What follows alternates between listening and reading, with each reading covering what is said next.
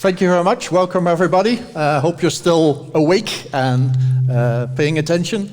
I want to talk a bit about esports and competition together with sim racing and obviously rFactor 2. I'll start with a short introduction of myself. Like René said, I'm a sim racer. That's how I started out. A hobby that started, I think, 25 years ago or something, when people were still sim racing offline and basically just posting their lap times to a website, comparing end results and trying to figure out who was the quickest. So that's how I got started in sim racing. My background is I have a study in mechanical engineering, so I love everything about cars and the technical aspects of them. And after that, I started a career in software engineering, programming basically everything that had a chip in it. So a lot of different things. And then about 4 years ago, I got the opportunity to take over the development of rFactor 2, founded Studio 397, and you'll have to look up what 397 actually means, but there's some hidden meaning to that. And we started expanding on rFactor 2, which at that time was already released in the market, and trying to take it to the next level, making sure it is, well, we want it to be the most realistic racing simulation out there on a, well, normal computer. Obviously, Formula One teams have a little bit more budget, so they can throw a lot of hardware at it and probably go a bit better than you and I can in our homes. But I think we have a realism level at the moment that's pretty close to the real car. And we'll keep pushing those boundaries over time to make it even better. So a little bit about Studio 397. We're developers of rFactor 2. That's sort of the main thing we do. On top of that, we do a lot of bespoke development. A lot of that happens behind closed doors, working with big manufacturers on research projects. Every now and then, there's something that comes out that we can actually talk about. For example, we did the Grand Tour game for Amazon Game Studios, which, well, it's a game about cars. It's even somewhat about racing. It's not meant to be very serious because it sort of reflects the actual show, which isn't very serious, but it's a lot of fun, and that's what the game's meant to be there as well. They want it to be fun, they want it to be realistic or at least believable at the same time, so they leverage the technology we have in simulating cars, and we sort of adapted that to make it not only believable but also a lot of fun to play. Studio 397 is part of Luminous, which is a bigger IT company, so we're, in a sense, not a typical game studio. We do a bit more than just game development, and this extra part of the company gives us the opportunity to do a lot of different related projects that a normal gaming studio couldn't easily do. So let me briefly introduce rFactor 2. If you're here for the next couple of days, or maybe even today, you can certainly try it out in the many simulators that are at the event here and on stage. It's a successor to rFactor, often referred to now as rFactor 1.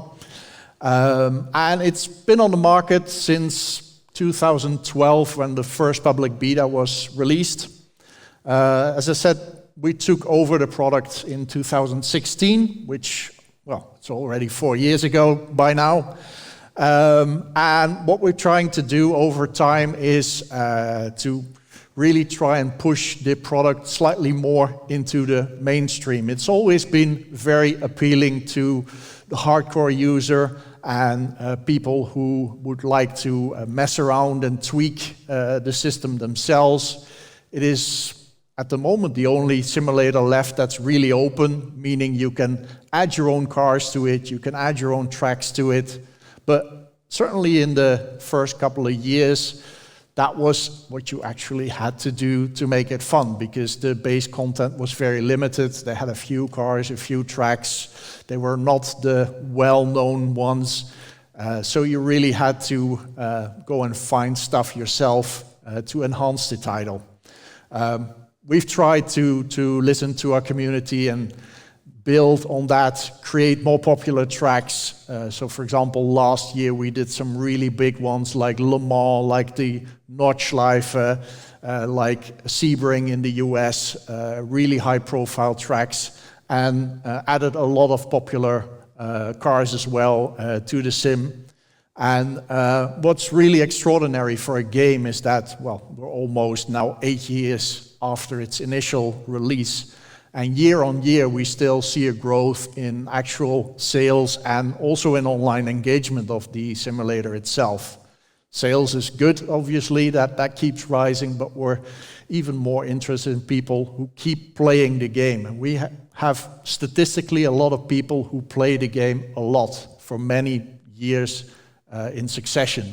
So that's important to us, because that means we have an active fan base that keeps playing the product, and that gives us a good reason to go on and continue.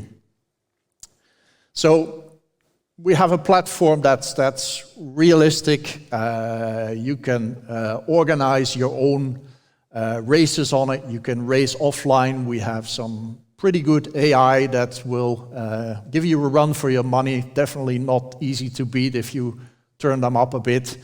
But with all the upcoming trends in esports and competition, we also want to extend that platform a little bit more with a competition system. But let's first take a short look at esports. We've been talking about it a lot already in the last hour or so. I think sim racing by definition is an esports. Our whole title is all about competition. We're simulating racing cars. Racing cars are used on tracks to compete. It's not just for driving around through the scenery. In fact, in rFactor 2, we don't do road cars, just racing cars. That's what we want to focus on, and that's what we want to be good at. And also has been mentioned before, well, we're an interesting esport because by nature we are non-violent. So for a lot of people who want to get involved in marketing activities around this sport, that's a big plus. I'm not sure if we'll ever make the Olympics, because I don't think any normal form of racing ever made the Olympics. But at least we're in that sense a sport where the goal is not to kill everybody else, which is a good thing.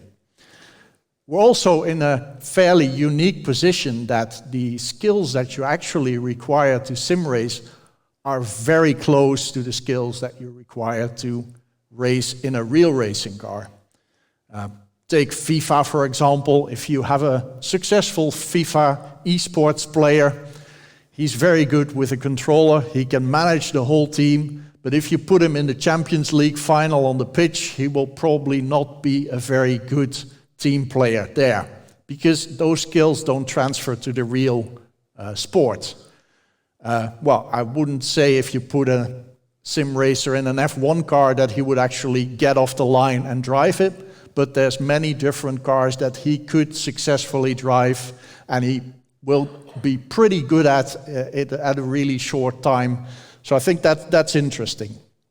And in a couple of ways, I think the simulation variation of the sport is even better than the real sport. I'm sure many real racing drivers will disagree with me, and we might discuss that in a panel a bit later.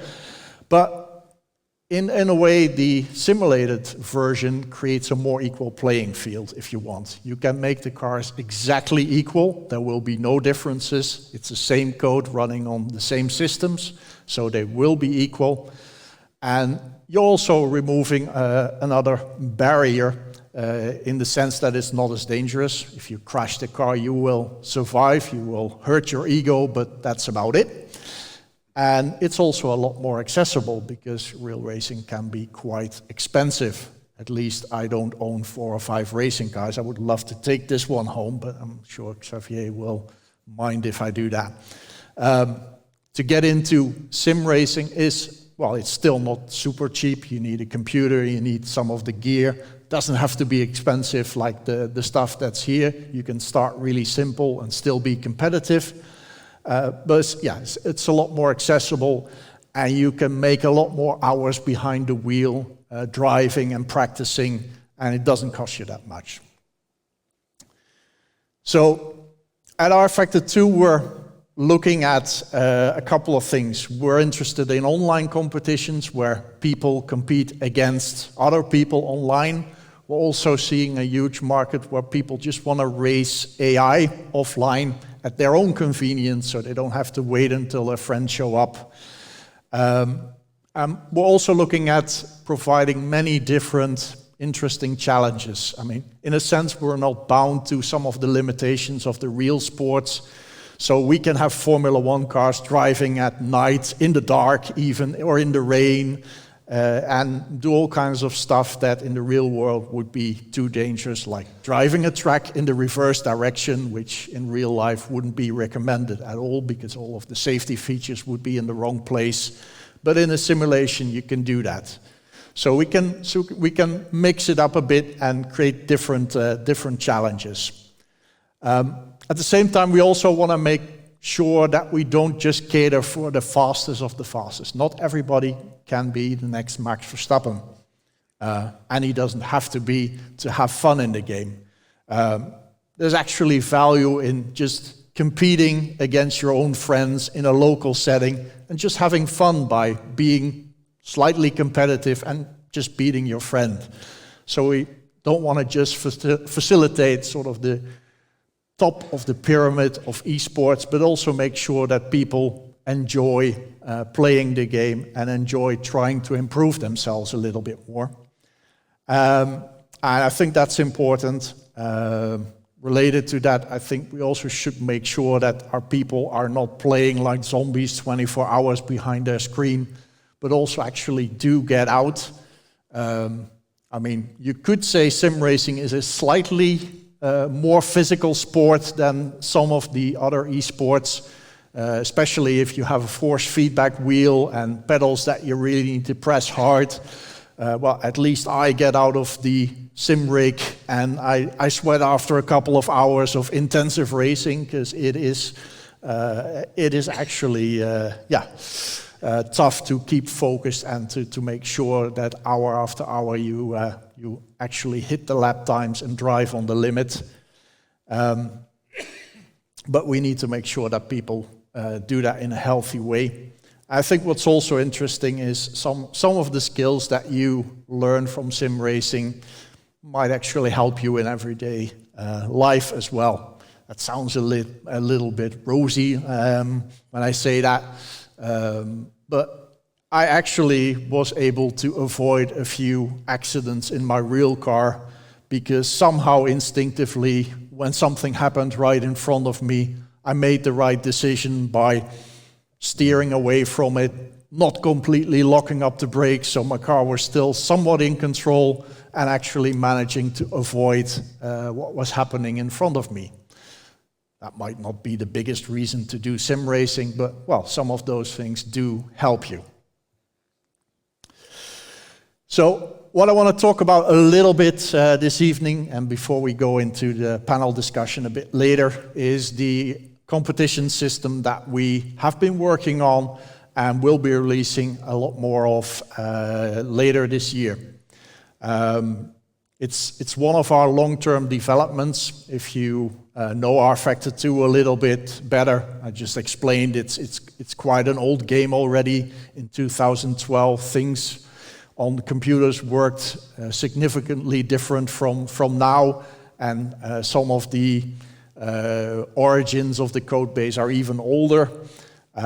So when we took over, we knew we had to make some long-term improvements to the game to sort of get it into the new age. One of those improvements has been a complete overhaul of the user interface, which we're now completely basing on web technology, which means it's a lot easier to integrate it into all kinds of online systems. And another part is our competition system that we're building, and we've released parts of it already. We've done some big competitions with it in the past. world's fastest gamer, McLaren Shadow, many other systems over the last competitions over the last few years. And this year we'll release more of that system. And I just want to explain a little bit more about what we're building, why we're building it, and what we hope to achieve in the end. So I'm just going to talk you through the whole system very briefly. It actually starts with signing up for the system as a whole and basically getting yourself a unique driver profile. A driver profile that says, this is me. It will keep track of all the data, all the races that you've run over time, and you will always stay in full control of that profile. So once you've done that, you can start competing. And you compete in competitions, and for competitions you first need to sign up to those. And signing up for a competition, there might be some restrictions to that.